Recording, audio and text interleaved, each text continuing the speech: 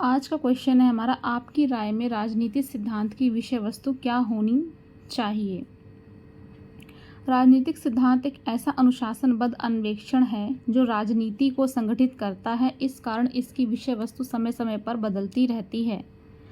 18वीं सदी के अंत तक राजनीतिक सिद्धांत केवल क्या होना चाहिए से संबंधित था। यानी कि 18वीं सदी के अंत तक देखा जाए तो राजनीतिक सिद्धांत जो है उसका जो संबंध था केवल क्या होना चाहिए था इससे संबंधित था। लेकिन 19वीं शताब्दी के शुरुआत में राजनीतिक सिद्धांत में सरकार की प्रकृति व संचय का कार्य शामिल होता है।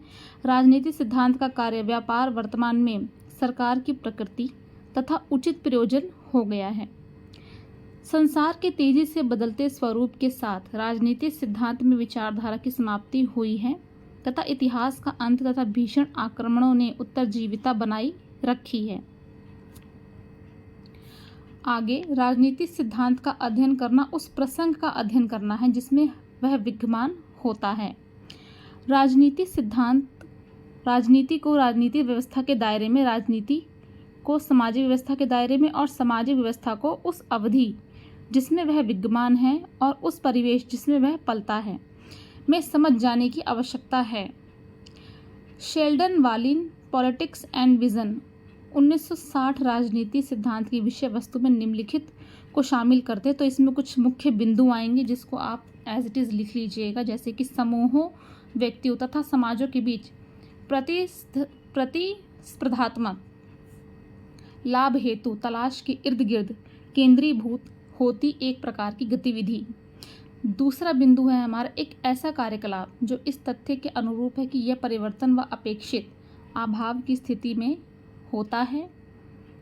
और तीसरा बिंदु है हमारा एक प्रकार का कार्यकलाप जिसमें लाभकारी के लक्ष्य ऐसे महत्व के परिणाम पैदा करता है कि पूरे समाज अथवा उनके एक खास हिस्से को वह एक महत्वपूर्ण ढंग से प्रभावित करता है। राजनीतिक शब्द का प्रयोग हम अपनी दैनिक बातचीत में भी करते हैं और वैज्ञानिक अध्ययन में भी करते हैं, ये सभी को पता होगा। आगे है एलन बॉल ने मॉडर्न पॉलिटिक्स एंड गवर्नमेंट 1988 के अंतर्गत यह संकेत दिया है कि राजनीतिक गतिविधि को आम धारणा को अपना लेने पर दो प्रकार की समस्या पैदा होती है। तो हमें ये देखना है कि राजनीतिक गतिविधि को जब हम अपना लेते हैं तो किस प्रकार की समस्या पैदा होती है। तो दो प्रकार की समस्या पैदा हो जाती है। जैसे कि पहले अक्सर यह मान लिया जाता है कि राजनीति का सरोकार केवल सार्वजनिक क्षेत्र से है, अर्थात संसदों, चुनावों और मंत्रिमंडलों। यानी कि सार्वजनिक क्षेत्र की बात हो रही है, यानी कि इसमें संसदों, चुनावों और मंत्रिमंडलों से मानवीय गतिविधि अन्य क्षेत्रों से इसे कुछ लेना देना नहीं है। ये हमारे जो है सार्वजनिक क्षेत्र हैं। उसके अलावा दूसरा है, इसमें यह खतरा रहता है कि राजनीति को निरी दलगत राजनीति से मिला दिया जाता है। तो ये दोनों बिंदु हमने जान लिए हैं। आगे हम बताएंगे राजनीति सिद्धांत का विचार क्षेत्र। राजनीति सिद्धांत के अंतर्गत राजनीति के भिन्न भिन्न पक्षों का अध्ययन किया जाता है। राजनीति संबंध मनुष्यों के सार्वजनिक जीवन से है। अगला राजनीतिक प्रबंध के अंतर्गत समाज के सारे सदस्यों के ऊपर सत्ता का प्रयोग किया जाता है। सबके लिए नियम बनाए जाते हैं और निर्णय किए जाते हैं। सबके अधिकार, कर्तव्य और दायित्व निर्धारित किए जाते हैं और सार्वजनिक जीवन को उन्नत करने के लिए उपाय किए जाते हैं। मनुष्य ऐसा प्राणी है जो अपने जीवन और अपने परिवेश को उन्नत करने के तरीके लगातार निकालता रहता है। राजनीतिक सिद्धांत के 3 प्रमुख कृत्य स्वीकार किए गए हैं। ये 3 प्रमुख कृत्य हैं जो आपको एज इट इज़ लिखने हैं, जैसे कि पहला है वर्णन, दूसरा है समालोचना, तीसरा है पुनर्निर्माण।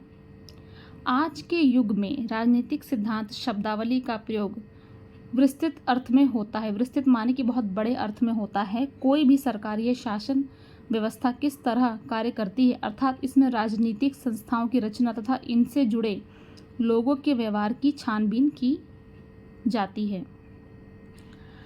अब आपको बताना है राजनीतिक सिद्धांत का महत्व, जो कि मैंने थोड़ा बहुत डिस्क्राइब किया हुआ है यहाँ पर। इसको एज इट इज़ आप उतारेंगे।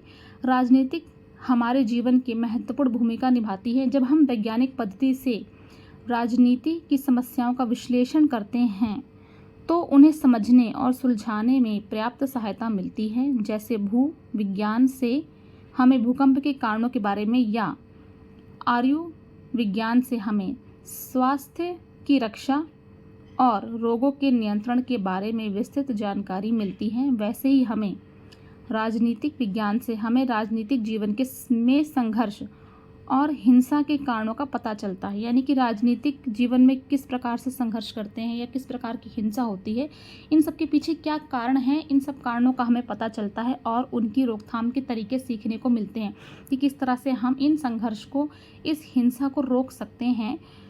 आगे है, अंततः राजनीतिक विज्ञान की सार्थकता को सब जगह स्वीकार किया जाता है। तो ये हमारा जो है उत्तर वो समाप्त हो चुका है।